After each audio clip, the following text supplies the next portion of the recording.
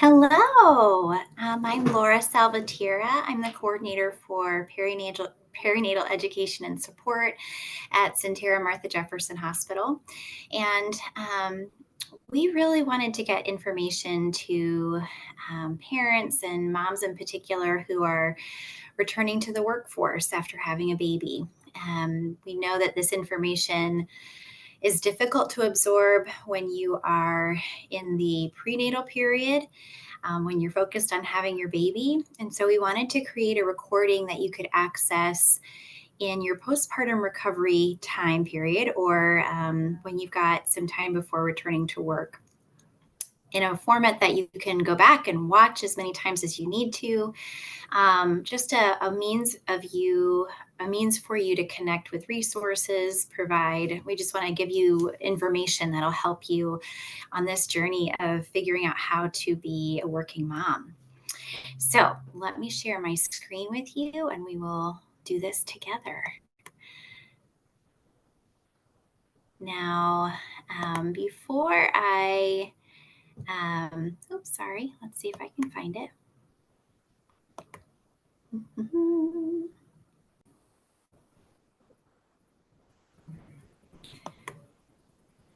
Okay, so just to get going here, I know that our homes are probably not going to look like this nice, neat picture when it's time to go back to work, but lovely idea to get us started, right? So if you're able to view this session before baby is born, or even if you're just jumping into this, whatever, great idea to unpack that pump. If you're planning to pump, if you're planning to breastfeed and you're planning to pump, or if you're just planning to exclusively pump, great idea to pull that pump out, get it out of the box, read through the manual. There's probably videos that come with your pump online. If you're a visual learner and would prefer to watch videos about it, I'm sure YouTube has got the unpack your pump box videos. And so, take a look at it, get familiar with it, do the cleaning before you have to really use it. Another good idea is to go into work or think through at work with your manager or with your boss, or maybe you work for yourself and you're figuring this out for yourself, but find a good place to pump at work, a place that's private, where you feel safe and comfortable. That's not just a closet or a bathroom. You have a right to find a safe and healthy place for you to pump at work. Discuss this with your manager and feel empowered to discuss it with your coworkers. Let me see if I can get these links to open. Yes, hooray. So here's one great website for you to be mindful of, from the Department of Health and Human Services, that really gives you some good information about your rights as a working breastfeeding person, and gives you some great resources to just understand how workplaces can best support breastfeeding workers. So take a peek at that website when you get a chance. Another great resource for a lot of different reasons is kellymom.com. They are a wonderful place.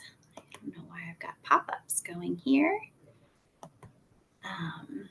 Let's see here. I'll try that one more time. Here's kellymom.com. And another great resource for pumping and going back to work.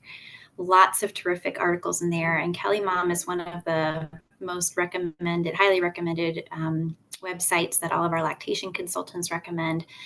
So take a look here as well. Some terrific resources there.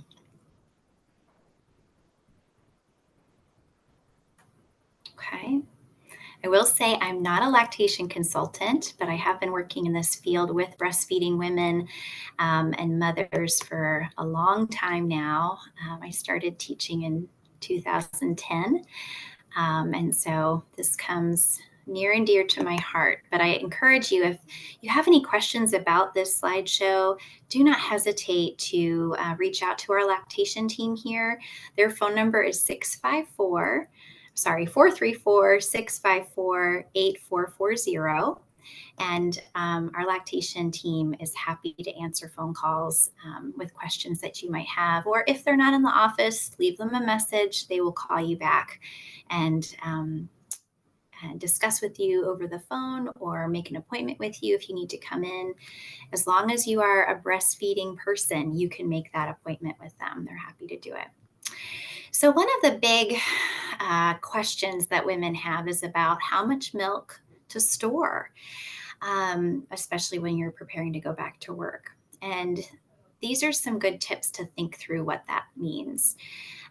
Each day you are making baby's next day meals. Okay. So if you plan to be working and away from your baby for 8 hours of the day, a work day plus travel time, there might be as many as 6 feedings that you're missing. And so trying to replace those feedings with pumping sessions while you're away at work. And so thinking through, we've got a link in here for a good calculator as well for how much breast milk baby will need in a day's time, or depending on what your time frame is. We'll look at that together in just a moment. But if baby's taking 3 ounces per feeding and is going to need 6 feeds stored for that first day back, then we're going to need to start pumping ahead of time to kind of build up a little bit, but not a ton. Milk is changing with your baby's needs. And so if we start pumping right after you have the baby, the kind of milk that you pump then is going to be different from the kind of milk you'll pump a month from then, because your baby's needs are constantly shifting and your body is producing exactly what your baby is needing for the next feeding. Okay. So there's an exchange of information and bacteria that goes on. Your baby sends a message to your body responds to that message and creates what your baby needs. And so listen to your body as far as that goes. But if you're able to pump 3 times at work and you're able to get maybe 4 ounces per time that you pump, well, that's 12 ounces and nearly there. So just a means to kind of help you think through things. So how much milk will I need each day? Here's that milk calculator I was telling you about. That is on the kellymom.com website. And so you can peek through here and there's that calculator if you're exclusively breastfeeding. Okay. A lot of moms do experience a change in what you're able to produce when you start um, going back to work, because your pump is sometimes not as effective or as efficient as your baby might be. And so sometimes milk production does wane a little bit when we return to work. A great way to kind of help stimulate that, bringing a picture of your baby to work to think about while you're pumping, can help release that oxytocin and kind of help produce a little bit more milk. So you can think about that. There's some other tips as well. If your baby is less than 6 months old, a good average or good thing to consider is that your baby would need about 1 ounce an hour for a 2 to 4 ounce feeding. And so, thinking through that, just one way to think about it. You could give, lots of early morning and nighttime nursing snuggles to catch up for when you've been away during the day. And what you're pumping at milk is about 1/3 of what they're going to eat all day long. So that's another consideration. And pumping when you can at work and kind of setting that time aside if you're able to is going to be your best bet to help with that. Communicating with your care provider on when to feed. So if it's a grandparent that's with the baby, or um, a daycare worker, being very clear about what your expectations are for when you would like them to feed the baby is going to be really helpful. And having them communicate very clearly to you what the baby's taken. Communication is so key with whoever it is that's caring for your baby if you have to return to work.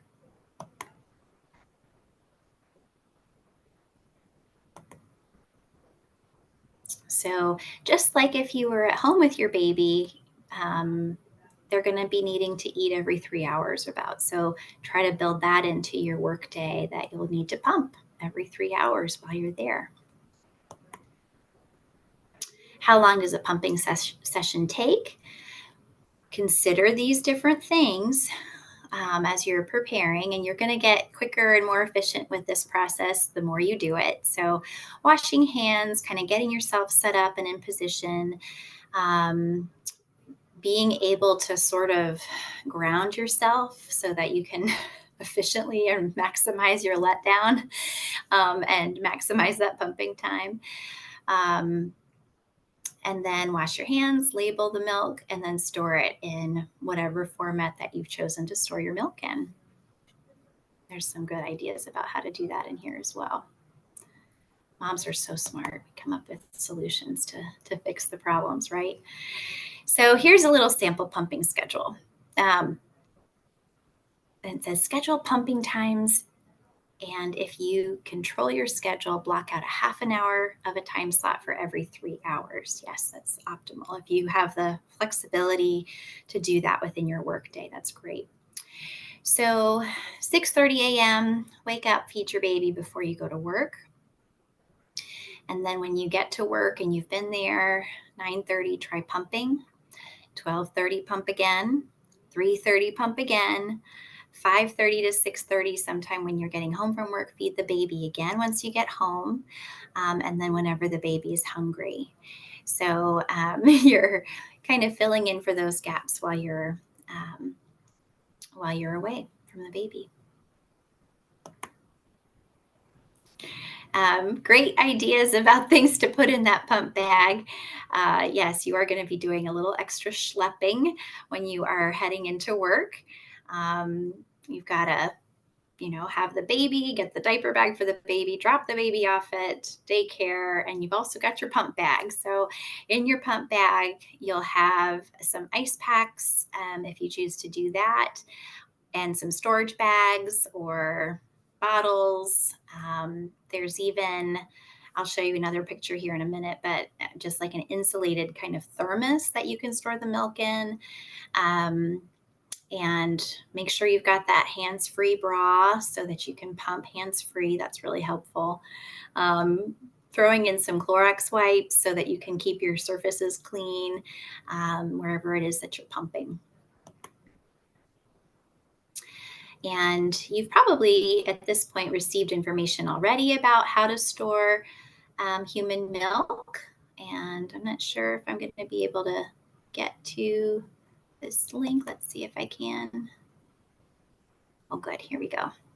So this is a PDF of how to store breast milk. And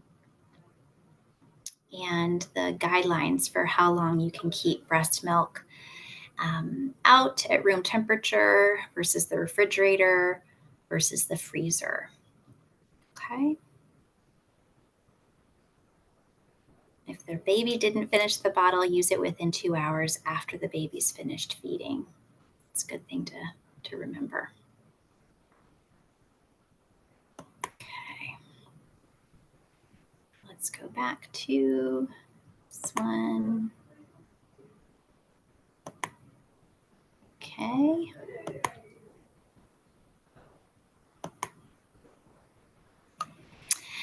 Feeding your baby takes a village, breastfeeding or not. But if you are choosing to breastfeed, here's some words of advice. Having a supportive partner is so critical to making breastfeeding work, and that doubles when you go back to work. That's for sure. When I got pregnant for the first time, I spent time talking to my partner about how important breastfeeding is. I think that made him quick to offer words of support and encouragement when I was struggling with low supply, cracked nipples, and fatigue. I now jokingly call my husband the Leche League. Yes, you need so much encouragement. This takes so much time and effort. Here's some good ideas for storing your milk.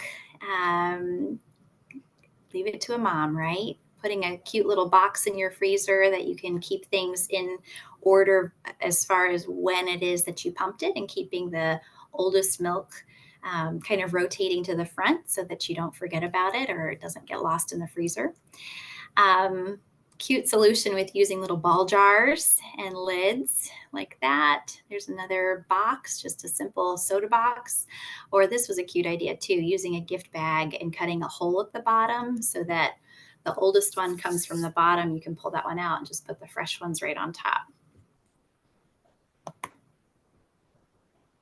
Should I tell my coworkers when I need to pump? Maybe everyone will be cool with it if they understand where I'm going when I duck inside that empty conference room or wherever multiple times a day. Maybe they'll just leave me alone instead of knocking on the door or paging me. Is it worth talking to your coworkers? That is such a personal decision. I think it probably depends a lot on your work environment and who it is that you're working with, and how comfortable you feel with them. But if you feel at all like you think you can, and I just want to empower you to do that. I think our culture needs empowered women to educate those that are less aware of what a woman needs when she's a mom and she's chosen to return to work. That's how we're going to make change. So feel empowered to speak up for yourself and make the changes that need to be made in order to support your family. Here's some ideas too. There's that insulated pump cup. You can put the milk in there to keep it cool. Cute little lunchbox size refrigerators. Forgive me for this phone call. Maybe you all have already toyed with the idea of like a wireless pumping system that you could just attach to the breast. Women have varying degrees of success depending on the size of your breasts and how that works for you, but um, depends on you. Just give it a try if you're able, or talk to a friend that's tried it. Use our Facebook group to kind of feel out what people's experiences have been so that you can learn before making an investment in a pump. Let's set some realistic expectations. Um, Doing your best to minimize new challenges at work or at home. It seems like these days the challenges sort of multiply when it's time to have a baby. Sometimes we are pregnant and then we get a puppy and then we move and then we get a new car, or we move away from family. So many changes. And if you have any say over any of those changes, maybe hold off. See if you can pause while you're making big adjustments in other areas of your life. Great idea to find a peer support person, another mom who has gone before you, perhaps in your very work environment, that can be a bit of a mentor for you and support you along the way. Pretty much anyone that's been a parent will understand what it is that it means to go through this process of leaving your baby with a caregiver, even a family member, and returning to the workforce. There's a lot of good that comes of it. Um, the ability to have adult conversations and use that part of your brain that maybe you didn't get to use while you were on maternity leave. But lots of changes, and it's so hard to be away from baby too. So you can hold both of those things, and having a peer support in the middle of that is essential.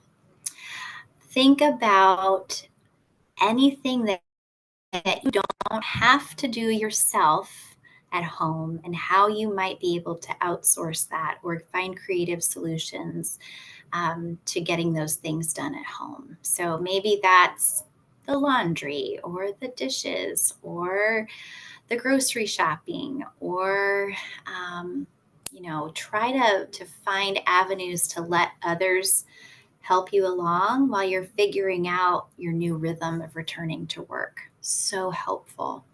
Something we talk about a lot in our support groups here is the 70-30 rule, where when you become a parent, and especially a mom, you can't expect to be 100% where you are.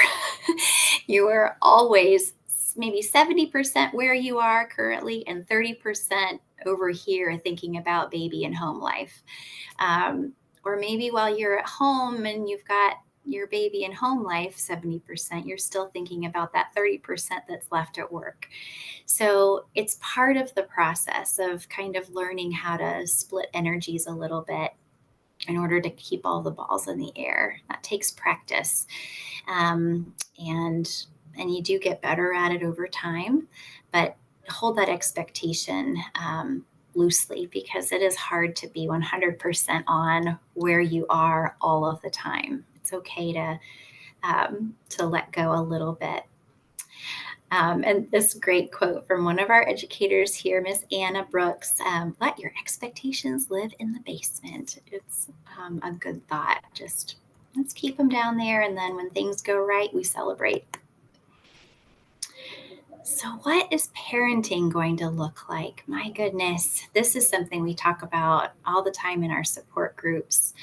And as you're kind of preparing for all of this, my goodness, yeah, you're probably in the thick of understanding uh, all of the different tasks that have to get done in a household in order to keep it running. So, prioritizing, what are the most important things? Well, everyone's got to eat, everyone's got to wear clean clothes, everyone's got to have some clean dishes or maybe paper plates to eat off of during this season. That's okay. So you can minimize all of that extra washing of dishes. What can you let go of? What are the things that you don't have to hold on to so tightly, that you can let somebody else take care of for you, so that you can pay closer attention to the time that you do have at home with your baby if you have to go back to work? Um, what do you need help with? Thinking about those areas that you can let go of, that you can ask for help with. Um, and maybe it's involving additional people in your village. Maybe it's involving accessing a counselor or a therapist. Maybe you need some help processing all the change that's been going on in your life, and accessing that kind of support is really important too. Um, Thinking about how much time and effort it takes to feed a baby, whether you're feeding or pumping or breastfeeding, any of that. It's a full time job to feed a baby. So think about it as a 40-hour a week job that you are probably not getting paid for. So give yourself a ton of grace as you're figuring out how to reshuffle and rebalance this new world that you're now occupying all the time. While you're on maternity leave, just some tips about boundaries. If you can avoid checking in at work, just put a hard stop there. Let it be what it will be. You will return eventually, and you can figure it out from there. I know that it's hard to hear this cliche of sleep when the baby sleeps. It's really hard to do that. It's really hard. Um, but also, I want you to pay attention. So if you can't sleep when the baby's sleeping, is it because you've always had trouble napping during the day, or is it anxiety that's keeping you awake? Be mindful of what it is that's keeping you from being able to sleep when the baby sleeps. Is it that you're doing things that you could let other people take care of for you during this short period of time while you're making these huge adjustments? Um, but if you are able to rest when the baby is resting, it's going to be immensely helpful to you on this period in this period of maternity leave. Sleep is the number one medication I recommend at maintaining your emotional and mental stability through this period. So sleep when you can. And if you're having trouble, access some more help. Let somebody else in to help hold the baby or take care of some extra things around the house to give you that break and rest. So, yes, accept the help. Let the village in. And then, yeah, meeting other parents, connecting with others that are in a similar state. Maybe it's in the same stage that you're in that newborn phase, or maybe it's other parents that are just a couple clicks ahead of you, stage wise, that have already been there and can compassionately um, speak into where you are and give you some hope for the future, and maybe come alongside you. When babies' needs change, sometimes you do feel like you've got a little extra capacity to help someone that is still in the throes of that huge adjustment. So it really depends on the person, but connecting with other parents and growing your parenting village is so important. um, Even if it's parents that are much older than you, maybe even like retired or grandparent age, that maybe there's someone in your neighborhood that's a grandparent but doesn't have their grandchildren close to them. Maybe they could be sort of a surrogate grandparent for you, for your child, and could come alongside and maybe stay in the house for you when baby's napping so that you could get out and go for a walk by yourself, or stay in the house while the baby's asleep so you and your partner could get a date night. Every person in our village, in our community, has a gift that they can share and support families that are raising kids. And equally, we as families with children can be caring for our retired community members, bringing them joy from a different stage of life. Some other tips about returning to work. If you are able to try doing part time first, that's a beautiful gift. Or working from home a little bit to kind of ease you into that. That's a good idea. Visiting work the week before you go back to work, trying to do like a dry run of like, okay, we're going to pack the diaper bag. We're going to pack the pumping bag. We're going to pretend as though I am going to work tomorrow. We're going to go at even the same time of the morning so that we can adjust for traffic. Let's just see how this goes. We're going to go through the motions of dropping off the baby at daycare. Then we're going to drive to work, and we're going to park and walk into the building and say hi to coworkers and find that breastfeeding space and talk to our manager, talk to our coworker about what expectations there might be around breastfeeding. And then, go back, and maybe if you're able to leave the baby for a couple of hours at the new daycare space and then go to work, maybe go to lunch by yourself, pat yourself on the back for doing a hard thing, going back to pick up the baby and returning home. Just try to do a dry run if you can. And lots of rest, as we just talked about. Sleep is number one, if possible at all, and asking for help if it's hard to come by. And all that prep work the night before, it's a lot of effort. But again, all that practice, the work of getting ready, is going to get smoother and quicker the more that you do it. Lots of moms have like just a checklist of, okay, I need to make sure every day before I go to work, I've got the pump parts clean and ready to go. I've got the baby's diaper bag packed and ready to go. Partners, this could be a great way for you to serve your breastfeeding mom, is to your breastfeeding partner, to have go through that checklist for her and make sure she's got all those things in the bag for her. That would be a lovely gesture. Building in breaks when you are going back to work. Get to work a half an hour early if you can, so that you have a little alone time to make that adjustment, that shift from parenting into work zone. Go for a walk, get outside on your lunch breaks if you're able to, get some sunshine. That vitamin D is so important to our mental health.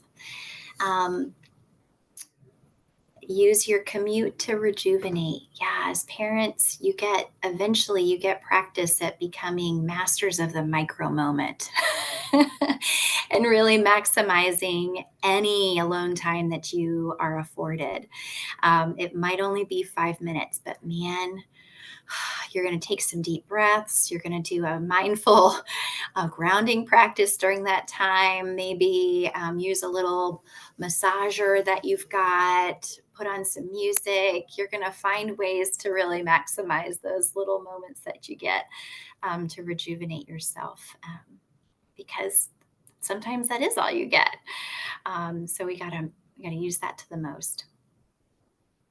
See if you're able to flex your work hours to give a few more hours a week for me time. My goodness, that is so important if you can at all. In support groups, we talk a lot about the five absolute necessary components of survival.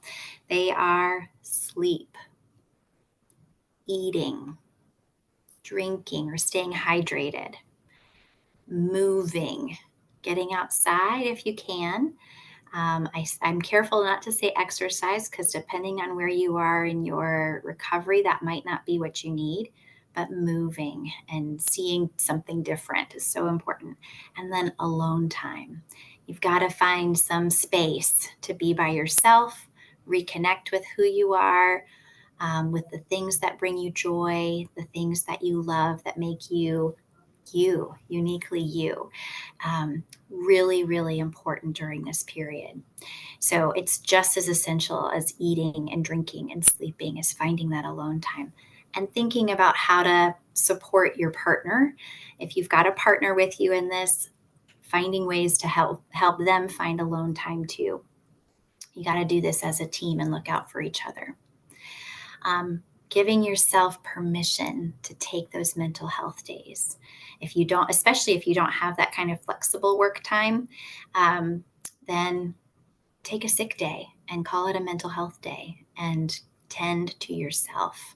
Maybe you need to do that out of your house because if you stay at home, you're just going to clean your house or something else. If you're able to stay at home and truly rest and tend to yourself, power to you. But if you need to leave the house and do something else, or maybe meet a friend for lunch or do something that's just for you, it's really important to have given yourself permission to do just that. Okay, some additional resources. I already talked about kellymom.com. I do want to bring your attention to our website for Martha Jefferson. Let's see if I can open that up.